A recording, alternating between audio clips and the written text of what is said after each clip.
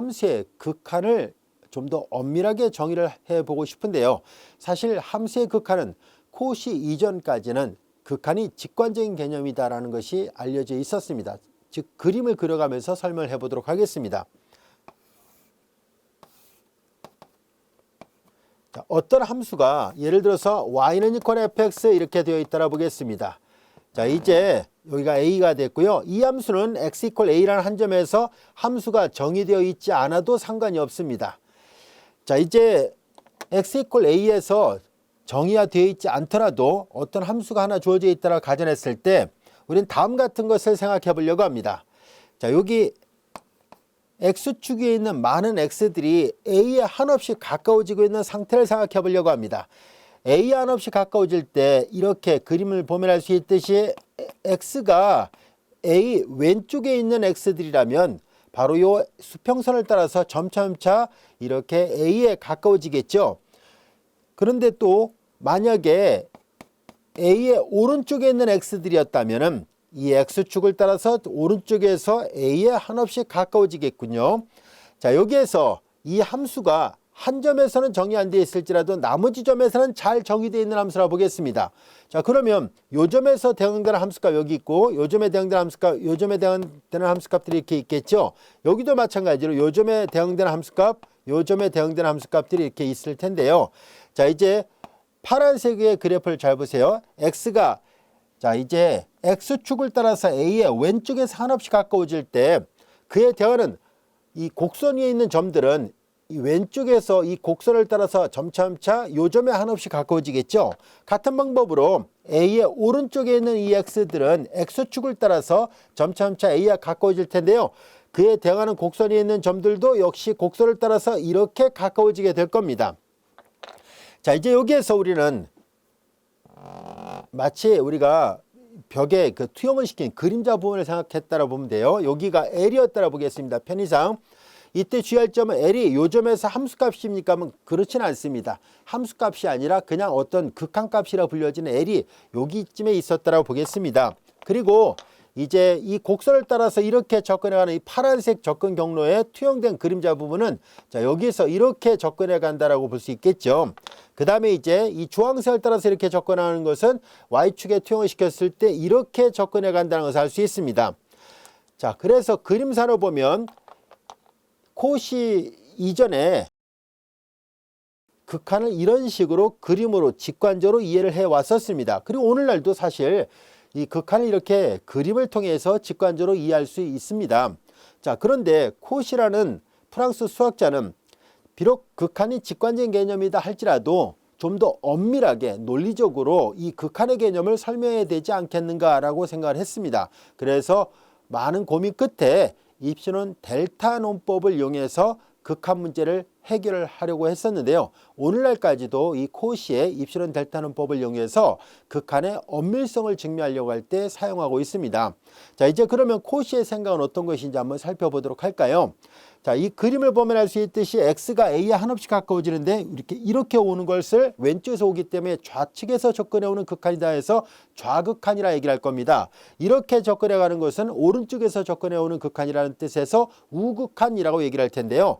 자, 결국은 이렇게 왼쪽에서 오든 오른쪽에서 오든 간에 x가 x축을 따라서 a에 한없이 가까워집니다.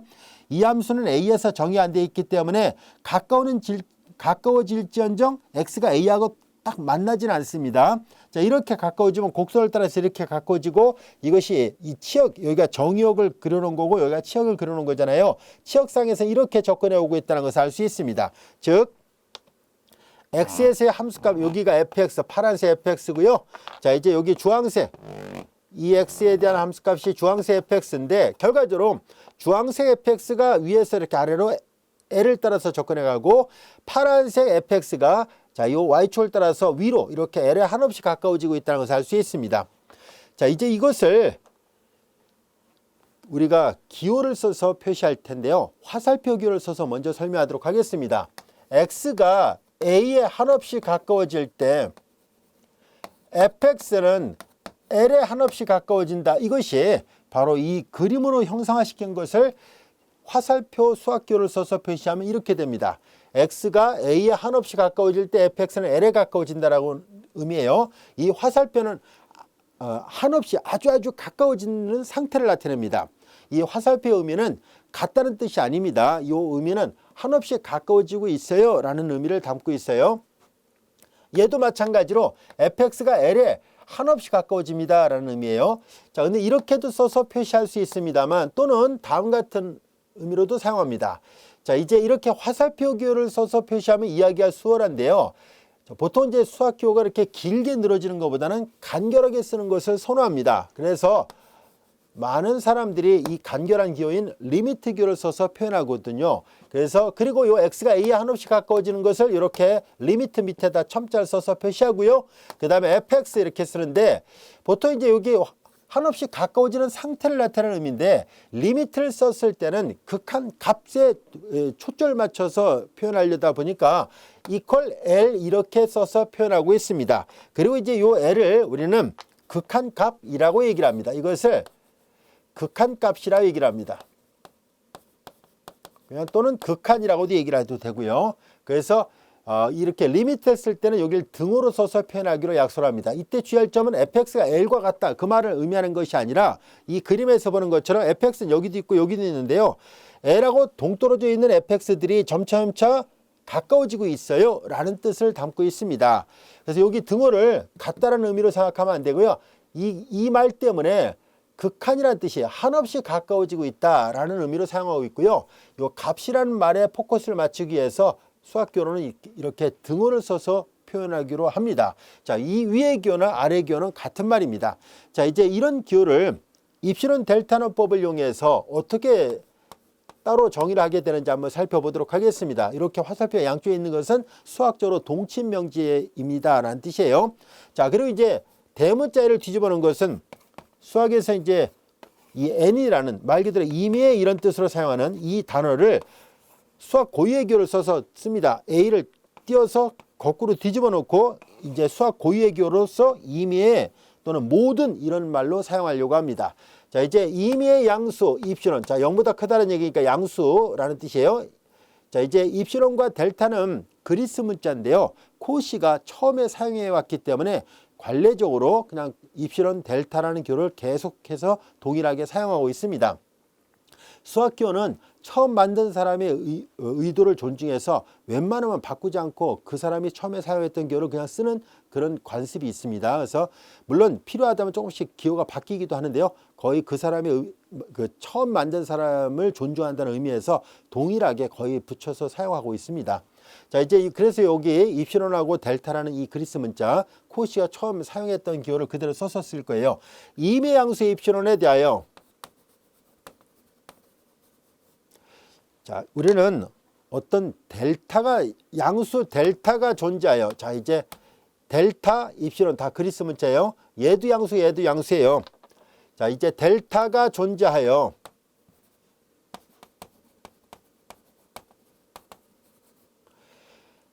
x-a의 크기가 0보다 크고 델타보다 작으면 fx-l의 크기가 입실론보다 작도록 하는 이것이 성립한다라는 얘기예요. 자, 이것을 우리는 코시의 입실론 델타 논법이라고 얘기를 합니다. 극한에 대한 엄밀한 정의는 이와 같이 약속되어 있습니다. 자, 여기에서 잘 보면은 주의할 점이 있습니다. 항상 답안을 작성할 때 항상 신경 써야 될 게 이쪽 부분이 0보다 크다는 말이 있어야 된다는 것을 잊어서는 안 됩니다. 여기는 0보다 크다는 말은 없어요. 그래서 얘는 fx-l의 크기가 입실론보다 작다라고만 돼 있어요. 여기 0보다 크다는 말은 없습니다. 일반적으로 절대값은 항상 0보다 크거나 같은데 이 기호를 써놨다는 얘기는 0은 아니다라는 뜻이에요. 0이 아니라는 얘기는 x가 a가 아니다라는 것을 말해주고 있어요. x는 a가 아닙니다라는 얘기예요. 근데 여기는 그런 말이 없으니까 fx가 나중에 극한값이 l하고 딱 같아도 상관없어요 라는 얘기예요. 가까워지고 있는 상태를 나타내고 있는데 그게 나중에 한없이 가까워지다가 l과 딱 언젠가 같아져도 무방하다 이 말입니다. 하지만 여기는 x는 a가 아니라고 얘기를 했으니까 아무리 가까워져도 a는 아닌 거예요. 왼쪽에서 오든 오른쪽에서 오든 간에 이 말 때문에 x가 a에 한없이 가까워질지언정 x는 a가 아니라는 뜻을 담고 있습니다. 자, 그래서 리미트 밑에 있는 이 기호는 자세하게 살펴보면 두 가지 뜻이 내포되어 있습니다. x는 a가 아니에요 라는 뜻이에요. 이렇게 x가 a가 아니고요. 그리고 여기 보다시피 x는 a가 아니라는 뜻도 있고요. 그 다음에 왼쪽에서 오는 것을 좌극한이라서 a 위첨자 이거 또는 오른쪽에서 오는 것을 이렇게 위첨자에다 플러스 이렇게 쓰죠. 이미 여러분들이 잘 알고 있는 기호 표기예요. 이건 좌극한을 나타내는 기호, 우극한을 나타내는 기호예요. 그래서 이와 같은 두 가지 뜻을 담고 있습니다. x가 a 한없이 가까워진다는 얘기는 x는 a가 아니라는 뜻, 그리고 좌극한을 그리고 우극한을 좌극한과 우극한을 동시에 다 따져야 돼요. 또는이라 쓰지 말고 좌극한과 우극한을 다 계산합니다는 얘기예요. 요거 이거 자, 또는이 아니라 이거라고 해야 되겠네요. 왼쪽에서 오는 경우하고 오른쪽에서 오는 경우를 동시에 다 따져야 됩니다는 얘기예요. 만약에 어느 한쪽만 따질 경우는 여기에 이제 좌극한을 뜻할 때는 여기 위첨자 마이너스, 우극한을 뜻할 때는 플러스 기호를 붙이는데 여기 첨자가 붙어있지 않다, 위첨자가 붙어있지 않다는 얘기는 좌우극한을 동시에 따지고 있다라는 의미입니다. 자, 이렇게 해서 x는 a가 아니지만 왼쪽에서 오는 경우와 오른쪽에서 오는 경우를 한꺼번에 지금 계산하고 있습니다라는 얘기예요. 자, 그럼 이제 이 말의 의미가 어떤 뜻인지를 좀 더 자세하게 살펴보도록 하겠습니다. 우선 여기에 나와 있는 이 델타가 존재하여 라고 되어 있어요. 다시 말해서 델타가 꼭 얼마여야 된다 이런 말을 말하려는 것이 아니라 델타가 있다는 것을 보이기만 하면 충분합니다라는 얘기예요. 델타의 존재성만 보이면 된다는 뜻입니다. 자, 그래서 이 델타는 이때 주의할 점은 입시론을 먼저 선택을 하고 있어요. 입시론을 먼저 선택하고 있기 때문에 이 델타는 반드시 입시론에 의존하는 값이어야 됩니다 라는 뜻이에요. 자, 이 기호 표기는 우리가 보통 함수를 나타낼 때 y는 이퀄 fx 이렇게 많이 쓰죠. y가 x만의 함수입니다 라는 뜻이에요. 근데 보통 이제 또 다른 책에서 얘를 이렇게 듣습니다. y가 x만의 함수, 우리 미분적 분학책은 주로 이렇게 돼 있는데 나중에 여러분들이 미분 방정식이나 또는 공학성을 공부하게 되면 이런 기호를 또 많이 보게 되는데요. y가 x만의 함수입니다. 이런 의미하고 같은 거를 이렇게 쓸 거냐 이렇게 쓸 거냐 그 차이밖에 없어요. 결과적으로 y는 x만의 함수입니다 라는 뜻이에요. 그러니까 여기 y 대신에 델타, y 대신에 델타, x 대신에 입시론을 썼다 보면은 얘도 그러니까 이 기호 표기와 마찬가지로 델타가 입시론만의 함수구나 라는 것을 알 수 있습니다. 다시 말해서 델타가 존재하기만 하면 되긴 하지만 무턱대고 아무렇게나 존재하는 상수가 되는 것이 아니라 반드시 델타 값하고 관련이 있어야 된다는 것을 말해주고 있습니다. 임의함수의 입시론에 대해서 델타가 존재하는데 왜 이 델타가 입시론하고 관련이 있냐면은 이 델타는 보다시피 이 x-a의 크기가 델타보다 작다는 얘기는 x하고 a 사이의 거리를 나타냅니다. 유클리드 이야기에서 x-a의 크기가 3이다 그러면 두 점 사이의 거리가 3이구나. 그래서 3보다 작다 그러면 그 두 점 사이의 거리가 3 이내구나 이런 뜻이거든요. 여기도 마찬가지예요. fx-l 사이의 거리가 입시론보다 작다 이 말이거든요. 자, 그래서 결과적으로 x하고 a 사이의 거리가 델타보다 작은 범위 안에 있을 때 이렇다는 얘기잖아요. 자, 이해를 돕기 위해서 자, 우리는 정의역을 벤 다이어그램으로 그리지 않고 수직선에다 그려놨습니다. 자, 여기에 a가 있어요. 그리고 자, 이제 요 말뜻을 x-a의 크기가 델타보다 작다는 말뜻을 이걸 먼저 풀어서 쓴 다음에 그림을 그려볼게요. x-a의 크기가 델타보다 작고 0보다 크다 이 말의 의미를 살펴보도록 하죠. 이 말의 의미는 x는 a가 아니라는 뜻이잖아요. 그리고 절대값이 뭐보다 작다는 얘기니까 x-a는 플러스 델타와 마이너스 델타 사이에 있다는 얘기잖아요. 여러분들이 잘 알다시피 a의 절대값이 b보다 작다는 얘기는 절대값 안에 있는 기호 a가 플러스 b와 마이너스 b 사이에 있다 이 말이거든요. 여기 등호 들어가면 여기도 등호 들어가면 되고 없으면 안 들어가면 돼요. a의 절대값이 b보다 작다는 얘기는 a가 마이너스 b와 플러스 b 사이에 있다는 얘기예요. a의 절대값이 b보다 작다? 그럼 a는 마이너스 b와 플러스 b 사이에 있다는 얘기니까 이와 같이 되고요. 여기에서 이 말 때문에 x는 a가 아니라는 조건을 여기다 더 추가하면 됩니다. 그 다음에 이제 이 식에서 양변에 a를 더해버리면 x는 a 마이너스 델타, a 플러스 델타, 그리고 x는 a가 아니다 이 말이거든요. 자, 이제 그럼 이 말의 의미를 그림으로 표시를 해보면 이거예요. 자, 여기가 x축이고 여기가 a라고 보겠습니다. 자, x가 취할 수 있는 값은 a 마이너스 델타와 a 플러스 델타죠. 델타는 요만큼의 간격을 나타낸 데라 가정한다면 오른쪽 끝점이 a 플러스 델타가 되고 왼쪽 끝점이 a 마이너스 델타 이와 같이 됩니다. x는 a 마이너스 델타보다 크고 a 플러스 델타보다 작으면서 x는 a가 아니다라는 얘기잖아요. 자, 그래서 얘하고 얘 사이에 있어야 되는데 등호 안 들어갑니다.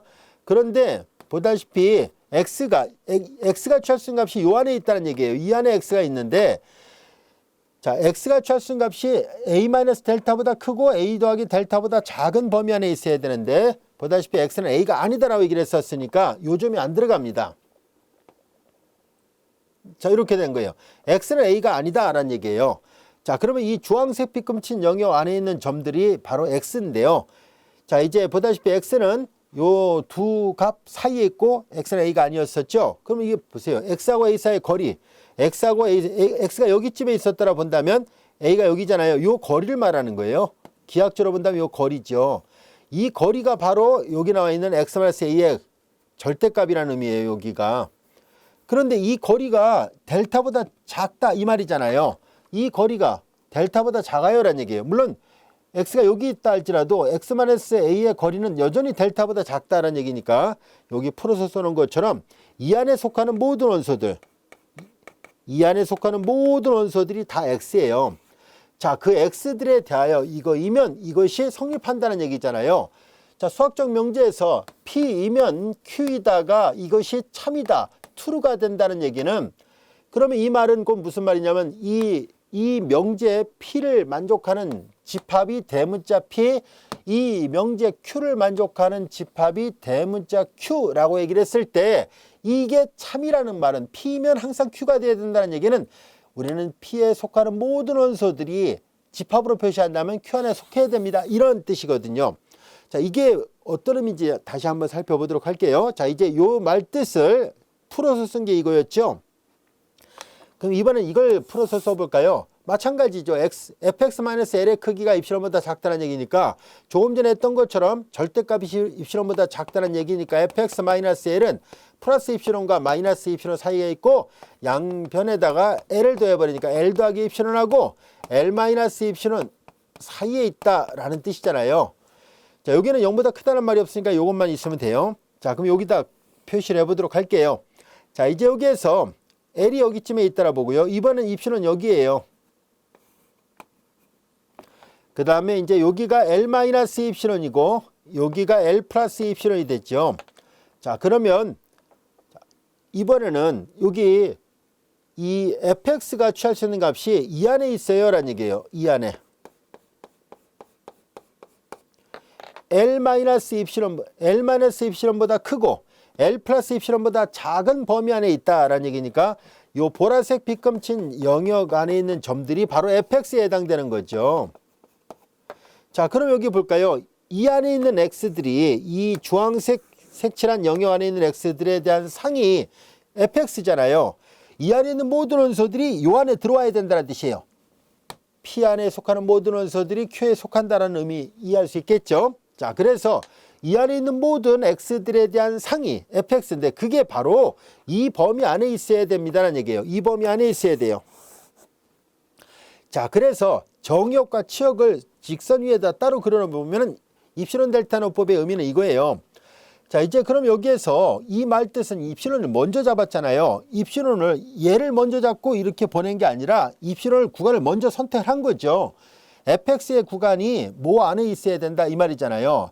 자, l을 중심으로 해서 플러스 마이너스 이렇게 l 마이너스 입시론, l 플러스 입시론 안에 놓이게끔 얘를 선택하라 이 말이거든요.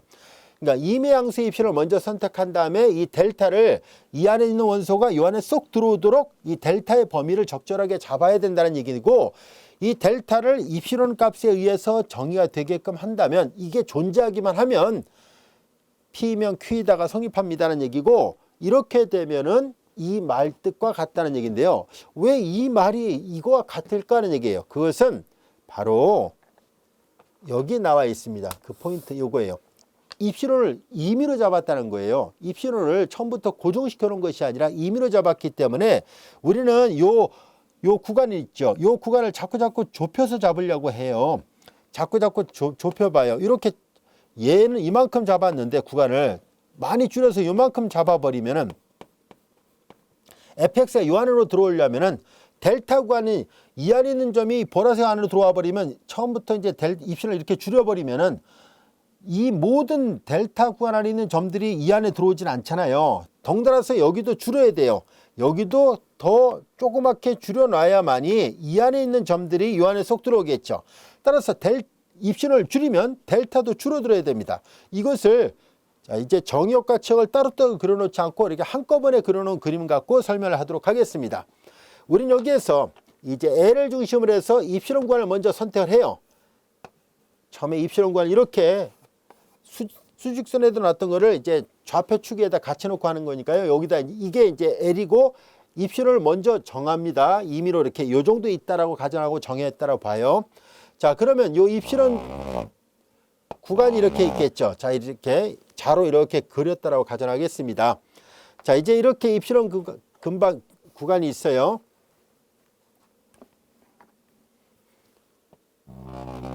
자, 이렇게 있더라 보겠습니다. 자, 그러면 여기에서 잘 보세요.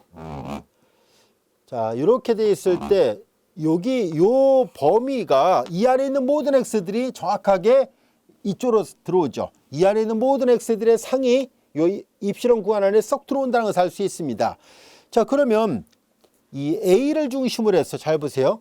A를 중심으로 해서 얘를 중심으로 해서 좌우 대칭으로 돼 있어야 되거든요. 그러니까 여기 보면 얘는 좀 A를 중심으로 여기 좀 짧고 그림선 여기 넓잖아요. 그러면 여기에서 짧은 쪽을 기준으로 잡아야 좌우 대칭을 잡을 때도 이 안에 원소가 쏙 들어오죠. 더 큰 걸 잡아버리면 이만큼 되고 이 안에 있는 점들은 이 안에 들어오질 않아요. 그러니까 이렇게 A를 중심으로 해서 좌우 비대칭이라면 더 짧은 거리를 선택해야 돼요. 아시겠죠? 자, 이제 그래서 이 그림을 보면 처음에 입실을 이만큼 잡았다면 이 안에 들어오게끔 하려면은 자, A를 중심으로 해서 여기가 짧고 여기가 넓죠? 그러면 짧은 데를 잡아서 델타원을 선택할 수 있습니다. 자, 이렇게 해서 우리가 그렇게 잡은 것을 편의상 델타1이라 해볼게요. 편의상. 얘를 입실원 1. 자, 그러면 입실원 1을 처음에 잡았을 때 그러면 이 안에 쏙 들어오는 이 안에 있는 모든 원소들에 대한 상이 입실원 안에 들어가기 때문에 델타1은 이 입실원이 정해지면 얘가 결정이 돼요. 자, 근데 이번에는 입실원을 줄여버리겠습니다. 입실원을 만약에 요만큼을 더 줄여요. 이만큼으로 줄여요.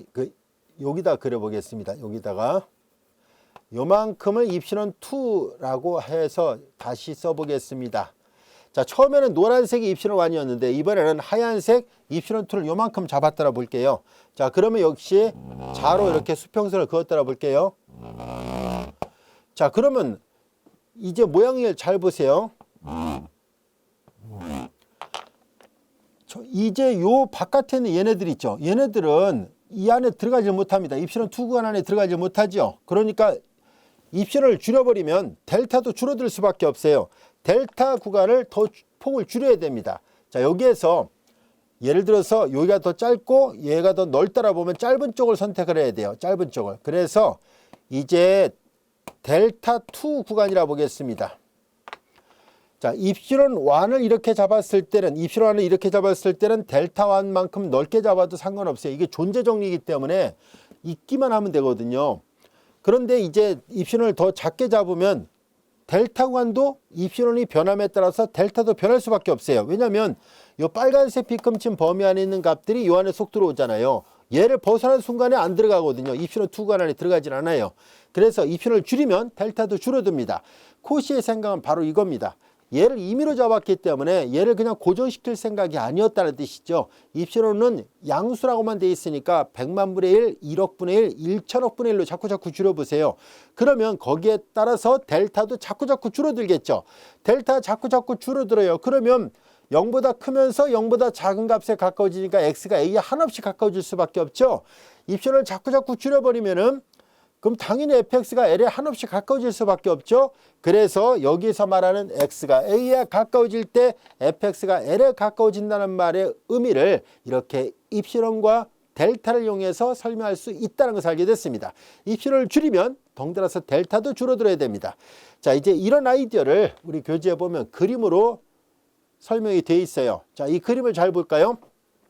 여기 보면 이렇게 수평 띠가 앞서 설명했던 이필원 띠예요. 이필원 띠가 이렇게 그려져 있고 그래프가 이렇게 있다라고 가정했을 때 A가 이렇게 있고 여기에 구멍이 뻥 뚫어놓은 것은 한 점에서 함수가 정의되어 있지 않아도 돼요. 극한을 정의할 때는. 자, 근데 요 이필원 띠 안에 들어오려면 여기가 L이에요. 여기가 L이고 요 간격이 이필원이 있죠. 요 이필원 띠 안에 들어오게끔 하려면 역상을 그어보니까 요만큼의 띠만 가능하다는 얘기예요. 요 간격이 요만큼이 델타, 요 간격이 델타인 거죠. 여기가 A가 있을 때 요 띠 안에 있는 요 델타 관 안에 있는 원소들에 대한 상이 요 안에 들어옵니다라는 얘기예요. 얘를 벗어나잖아요. 이 델타를 더 넓게 잡으면 들어오질 않잖아요. 이필원 구간에 들어오질 않아요. 그래서 이 이필원 구간을 줄이면 델타 구간도 줄어들 수밖에 없다는 것을 이 그림을 통해서 봐도 알 수 있습니다. 자, 우리 좀 더 자세하게 이필원 델타노법의 원리를 좀 더 자세하게 알아보기 위해서 그래프를 비교하기 좋게 직선을 갖고 비교를 해보도록 하겠습니다. 아무래도 곡선을 그려보면은 이 곡선이다 보니까 이게 이 안에 쏙 들어온다는 말의 의미가 잘 와닿지 않기 때문에 일단 간단하게 직선 갖고 설명하도록 할게요. 우리는 여러 개의 그래프를 동시에 그려서 비교를 해 보도록 하겠습니다. 즉 같은 함수인데 우리가 이필원 구간을 자꾸 줄여 나갈 때 델타도 동시에 줄어든다라는 것을 그림으로 형상화시켜서 살펴보도록 하겠습니다. 자, 이제 여기에서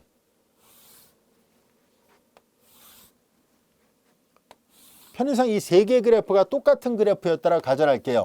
y는 이퀄 2x였다라 보겠습니다. 편의상. 근데 꼭 이런 함수만 가능한 건 아니죠. 그냥 얘를 하나 든 것 뿐이에요. 자, 이제 여기에서 이제 여기가 1이었다라 보겠습니다. 1. x가 1에 한없이 가까워지면 직관적으로 봐도 알 수 있듯이 1에 가까워지면 분명히 2에 가까워지거든요. 2에 한없이 가까워진다는 것을 알 수 있어요. 자, 이제 그러면 여기에서 이필원을 처음에 이제 선택할 때, 자, 여기서 이제 이필원을 1로 잡아 보겠습니다. 1, 여기가 3이에요. 그러니까 요 간격이 이제 이필원이 1로 잡혀 있는 거예요. 자, 이렇게 잡았을 때, 자, 자로 이렇게 수평선을 그었다라 볼게요. 이 왼쪽 그림에서 이 띠 그려놓은 것처럼. 자, 그러면 이거에 대응되는 역상을 여기다 그려보려고 합니다. 이렇게 구체적으로 함수가 있으면은 요 끝점을 계산할 수가 있어요. 여기는 2분의 1이 돼야 되겠죠. 왜냐하면 2분의 1의 2배를 하면 요 1로 가죠. 2분의 1의 2배에서 1로 가고요. 그 다음에 이제 여기는 이 주어진 식에서 여기는 이제 2분의 3이 되면 되겠네요. 2분의 3. 2분의 3의 2배 하면 3이 나오거든요. 2분의 3의 2배, 그래서 3이 나왔습니다. 자, 이렇게 놓고 나서 보니까 요 간격이 2분의 1이었네요. 요 간격이 2분의 1이에요. 다시 말해서 입신호를 1로 선택을 했을 때 여기서 말하는 이 입신호 값은 우리가 임의로 잡은 거고, 이 델타는 이 P면 Q에다가 성립하게끔 하는 최대 델타를 얘기한 것 뿐이에요. 다시 말해서 이 델타는 존재하기만 하면 돼요. 이 델타는 존재성이에요. 존재하기만 하면 됩니다. 그러니까 어떤 델타를 선택하더라도 상관은 없지만 최대한 선택할 수 있는 델타는 기껏해 2분의 1까지라는 얘기예요. 이 간격이. 알겠죠? 왜냐하면 이거보다 더 작아도 돼요. 상관없습니다. 그래서 이제 이 델타의 크기는 최대 이 안에 있는 모든 x들에 대한 상이 요 fx가 돼서 요 안에 들어오게끔 하려면은 x가 요 안에 있을 때 그들의 상이 fx잖아요. fx가 보다시피 입실험 구간 안에 들어가게끔 하려고 하는 거죠. 이 델타는 최대 가장 크게 잡을 수 있는 델타의 크기가 2분의 1이었다는 얘기고요. 델타의 존재성만 보이면 되니까 나는 2분의 1이 싫은데요. 100분의 1로 잡고 싶은데 상관없습니다. 그러나 2분의 1보다 크게 잡으면 안 돼요. 예를 들어서 1로 잡고 싶은데요. 그럼 1로 잡는 순간에 바깥으로 벗어난 점이 있잖아요. 1로 잡는 순간에 바깥으로 벗어난 점이 있으니까 P면 Q에다가 성립해야 된다는 조건에 맞지 않습니다. 즉 여기다 그랬던 것처럼 이 입시론을 먼저 정해놓았을 때 델타 구간을 잡는 이유는 이 델타 구간 안에 있는 모든 x에 대한 상이 입시론 구간 안에 쏙 들어오게끔 만들어야 되거든요. 그래서 무턱대고 아무나 잡을 수 없다는 것을 알 수 있어요. 그래서 이 델타는 입시론이 정해질 때 최대 넓힐 수 있는 델타 값은 이 입시론에 의해서 결정이 됩니다. 함수가 주어지고 입시론이 결정되면 그때 가서 델타가 구해지고요. 최대 2분의 1이니까 100분의 1, 1000분의 1, 만분의 1 잡아도 상관없습니다. 자, 이번에는 입시론을 줄이면 델타도 최대 넓힐 수 있는 델타 값도 줄어든다는 것을 보이려고 합니다. 자, 이번에는 1이 여기쯤에 있고 여기가 이제 3이 아까 여기쯤에 있었죠. 1이 여기쯤에 있고 그럼 이제 여기가 1.5예요. 1.5, 2분의 3. 그 다음에 여기는 2분의 5 이렇게 잡았다고 보겠습니다. 자, 이제 보다시피 2가 여기쯤에 있을 때 이번에는 입시론을 줄인 거잖아요. 입시론을 2분의 1로 잡은 거예요. 자, 이제 2에서 2분의 1 빼니까 2분의 3이고 2에서 2분의 1 더하니까 2분의 5가 된 거죠. 자, 그래서 여기는 입시론이 아까 1이었었는데 지금 입시론을 반으로 줄였어요. 자, 입시론을 반으로 줄이면 어떻게 되는지 한번 볼까요? 그거에 대응하는 역상을 계산합니다. 자, 이제 여기다가 대입을 합니다. 여기다 어떤 값을 대입해야 보다시피 2분의 3이 나올 수 있을까라는 얘기인데 2분의 3을 나눠버리면 4분의 3이 있죠. 여기가 4분의 3이에요. 자, 그 다음에 마찬가지로 어떤 값을 대입해야지 2분의 5가 나오는지 볼까요? 4분의 5가 됩니다. 4분의 5를 대입하면 2배라면 2분의 5가 되잖아요. 자, 그럼 여기에서 이번에는 요 간격이 이제 요 간격이 델타 구간이 되는데 요 계산하면 4분의 5에서 4분의 4를 빼는 거니까 4분의 1이 나왔어요. 즉 최대로 넓힐 수 있는 게 이번에는 4분의 1로 줄어들었어요. 입시론을 1로 잡았을 때는 델타가 2분의 1까지 갈 수 있었어요. 최대. 근데 이번에는 입시론을 2분의 1로 줄여버리니까 반으로 줄어들었잖아요. 반으로 줄어드니까 델타 구간도 줄어든다는 것을 알 수 있어요. 즉 델타는 그냥 임의대로 놓을 수 있는 값이 아니었다는 것을 알 수 있어요. 즉 입시론에 의해서 결정되는 델타 값이라는 것을 이 그림을 보면 알 수 있어요. 역시 이 안에 있는 모든 x들에 대한 상이 이 안에 있는 x가 있다면 이 x에 대한 상이 fx가 이 안에 들어오거든요. 자, 이번에는 입시론 구간을 더 작게 잡아보도록 하겠습니다. 이번에는 입시론을 4분의 1로 잡아보겠습니다. 입시론을 더 작게 4분의 1로 잡아요. 자, 여기 2분의 1 구간이었었잖아요. 근데 이거 4분의 1로 잡으니까 더 작게 잡은 거예요. 자, 이렇게 되면 그 역상도 여기다 계산을 해보고, 자, 여기에서 이제 델타 근방을 생각해야 되는데, 이 델타 근방과 이 델타 근방을 잡아봐요. 자, 이제 여기에서 2에서 4분의 1 빼면은 여기가 4분의 7이 되죠. 4분의 7. 2에서 4분의 1 더하니까 4분의 9가 됩니다. 여기가 4분의 9예요. 그러면 x값 얼마가 돼야 4분의 9가 되는지를 찾으면 되죠. 여기가 8분의 9가 돼야 되겠네요. 8분의 9. 여기도 마찬가지로 8분의 7이 되면 돼요. 요 점이 8분의 7이에요. 자, 여기는 8분의 9. 오른쪽 끝점은 8분의 9예요. 그러면 1은 8분의 8이니까 그럼 델타가 8분의 1이었다는 얘기네요. 자, 이제 볼까요? 이 그림을 보면 알 수 있듯이 입시론이 1이었을 때 델타는 2분의 1, 최대 2분의 1까지 넓힐 수 있었고, 그 다음에 입시론은 2분의 1로 줄이니까 반으로 줄어들었더니만 델타도 줄어든다는 것을 알 수 있어요. 4분의 1까지. 최대 4분의 1까지밖에 안 된다는 뜻이에요. 그리고 입시론은 이제 4분의 1로 줄여버리니까 델타도 더 줄어들었어요. 왜냐하면 요 안에 있는 점들이 요로 쏙 들어와야 되니까 이 델타가 고정되어 있을 수 없어요. 만약에 여기서 선생님 나는 4분의 1로 그냥 하고 싶은데 여러분 4분의 1로 한다면은 요 바깥에 벗어난 점들은 이 안에 안 들어오잖아요. 그러니까 P이면 Q이다가 성립해야 되는 그 조건을 만족 못합니다. P이면 Q이다가 만족된다는 얘기는 이 안에 있는 모든 X가 이 안에 쏙 들어와야 된다는 얘기예요. 그 X들에 대한 상이. 그러니까 얘가 줄면 얘가 줄어들 수밖에 없어요. 그래서 앞서 설명한 것처럼 이 코시의 입시론 델타 노법의 기본 아이디어는 임의 양수 입시론, 이 임의로 선택했던 양수를 입시론을 1일 때, 2분의 1일 때, 4분의 1일 때, 10분의 1일 때, 100분의 1일 때 줄여가면은 델타 값도 덩달아서 줄어들어요 라는 얘기예요.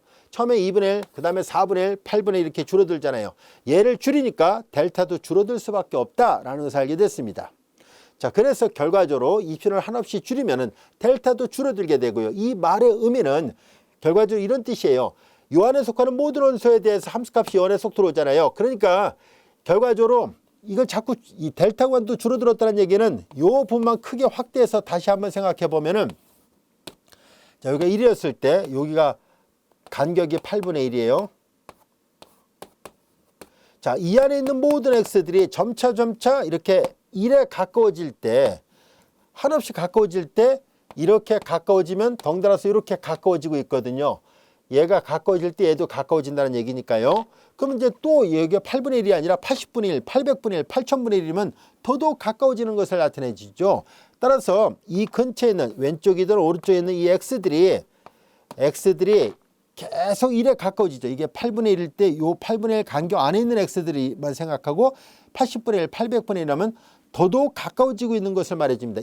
아주 가까이에서 가까워진다면은 1에 접근해 간다면 덩달아서 이 fx도 2에 가까워지는 현상을 얻을 수 있죠. 그래서 처음에 썼던 것처럼 x가 화살표를 써서 표시한다면 1이면 fx는 2에 가까워진다는 이 지극히 자연스러운 결과, 직관에서 금방 이해할 수 있었던 이런 결과를 입시론 델타는법을 이용해서 우리는 명확하게 이해할 수 있게 됐습니다. 자, 여기 그림을 그려놨던 델타는 최대 넓힐 수 있는 델타의 범위를 말합니다. 그리고 델타는 존재성이기 때문에 여러분들이 이런 현상에서 델타를 예를 들어서 뭐 10분의 1로 잡고, 여기는 뭐 4분의 1보다 더 작은 값 아무거나 도 돼요. 5분의 1로 잡고, 여기는 8분의 1보다 더 작은 뭐 12분의 1 이렇게 잡아도 상관없습니다. 그래서 존재성이기 때문에 입시론 델타는법에 의해서 P면 Q다를 만족시킬 수 있는 델타이기만 하면 그 모든 것들이 다 답이 됩니다. 따라서 이 입시론 델타는법에서 델타 값을 정하는 것은 여러분들 마음입니다. 대신 P면 Q다가 성립할 수 있는 델타를 선택해야 된다는 거예요. 즉 꼭 2분의 1로 잡지 않더라도 10분의 1로 잡거나 100분의 1로 잡거나 또는 20분의 1로 잡아도 상관없다는 뜻입니다. 각양각색으로 나올 수 있습니다. 그러나 얘보다 큰 값을 잡으면 안 돼요. 1이나 2나 이렇게 3이나 이렇게 잡으면 안 된다는 뜻이에요. 왜냐하면 이 조건을 만족하지 못하는 그런 델타를 잡으면 안 되기 때문입니다. 그래서 항상 임의함수 입시론에 대해서 적당한 델타가 있다. 즉 이 델타는 입시론에 의존하는 값이라는 것을 잘 이해를 해 두시기 바랍니다. 보다시피 이 델타 입시론에 의존하죠. 1일 때, 2분의 1일 때, 4분의 1일 때마다 델타 2분의 1, 4분의 1, 8분의 1로 각각 변동이 생겼거든요. 그래서 델타는 항상 입시론에 의존하는 값이 맞다라는 것을 알 수 있습니다.